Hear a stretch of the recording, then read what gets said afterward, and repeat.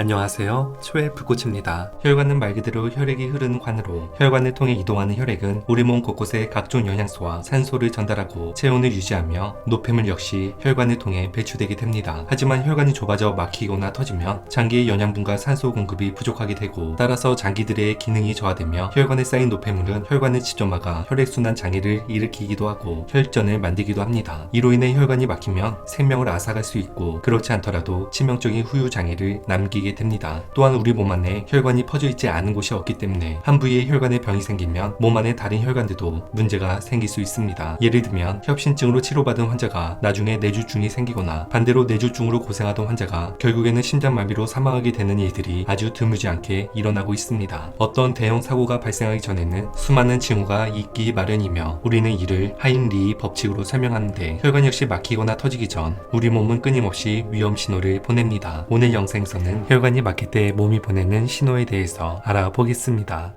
첫 번째는 머리가 깨질 듯한 두통입니다. 멀쩡히 잘 지내던 사람이 억하고 쓰러지는 뇌졸중은 혈전이 뇌로 가는 혈관을 막아 생기는 대표적인 질환으로 뇌졸중의 대표적인 위험 신호는 머리가 깨질 듯한 두통입니다. 이는 혈액 공급이 덜 되면서 머리에 일시적으로 피가 부족해 나타나는 현상으로 태어나서 이렇게 머리가 아파 보기는 처음이다라고 호소하기도 하고 갑자기 머릿속이 터지는 느낌과 뒷머리로 전기가 오는 느낌이 올 수도 있으며 천장이 빙빙 도는 듯 어지럽기도 합니다. 또한 뇌는 보고 듣고 말하고 움직이는 등 우리 몸의 모든 활동을 주관하는 기관이기 때문에 뇌혈관이 막히면 심한 두통 이외에도 편측마비 언어장애, 시각장애 어지럼증 등 다양한 증상이 나타나며 간혹 미세한 혈전이나 찌꺼기가 일시적으로 뇌동맥을 막았다가 곧 사라지는 일과성 허혈 발작이 일어나기도 하는데 이 경우 갑작스런 감각마비, 언어장애, 시각장애, 어지럼증, 심한 두통 등 뇌졸중 증상과 비슷한 증상이 나타났다가 24시간 이내에 사라지며 뇌졸중 전에 나타나서 미니 뇌졸중이라고도 합니다. 실제 뇌졸중을 겪었던 환자들의 이야기를 들어보면 약 40% 정도의 환자, 즉 10명 중 4명은 뇌졸중 이전에 미니 뇌졸중을 경험했다고 합니다. 때문에 미니 뇌졸중이 나타났다면 즉시 병원을 찾아 검사 치료해야 합니다. 두 번째는 가슴 통증입니다. 심장 근육에 혈액을 공급하는 혈관을 관상동맥이라고 하며 이 혈관에 병이 생겨 좁아지면 협심증이 그리고 막히면 심근경색증 등이 발생하며 심장에 충분한 혈액 공급이 이루어지지 않으면 심장은 가슴 통증으로 신호를 보냅니다. 이때 통증은 가슴의 정중앙이나 약간 좌측에서 통증이 느껴지고 몸을 조금만 움직여도 전에 없던 흉통이 느껴지게 되며 때리는 듯한 통증이 아닌 가슴을 쥐어짜는 듯한 통증이나 꽉 누르는 아주 둔한 통증으로 표현하기도 합니다. 실제로 협심증과 심근경색 등으로 입원 치료를 받은 환자 200명을 대상으로 설문조사한 결과 흉통이 가장 많이 호소한 증상으로 나타났으며 다음으로 체한 것처럼 가슴이 답답한 느낌, 식은땀,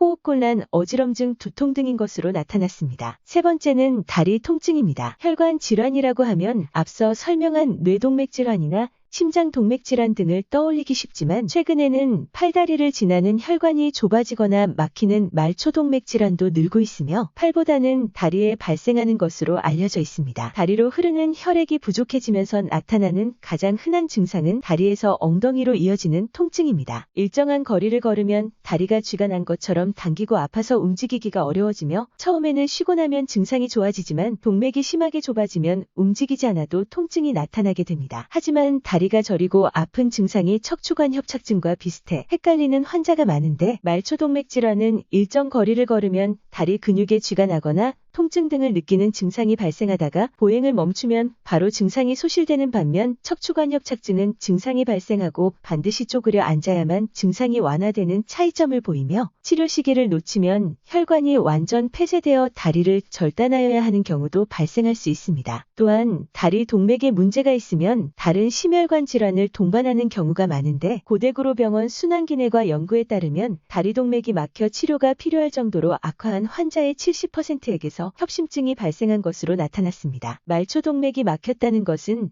심장과 뇌혈관도 막히고 있다는 신호일 수 있으므로 평소 몸이 보내는 신호에 귀 기울여야 할 것입니다. 오늘도 함께 해주셔서 감사합니다. 건강의 차이가 곧 인생의 차이다. 시청해주셔서 감사합니다. 행복한 하루 되시길 바랍니다.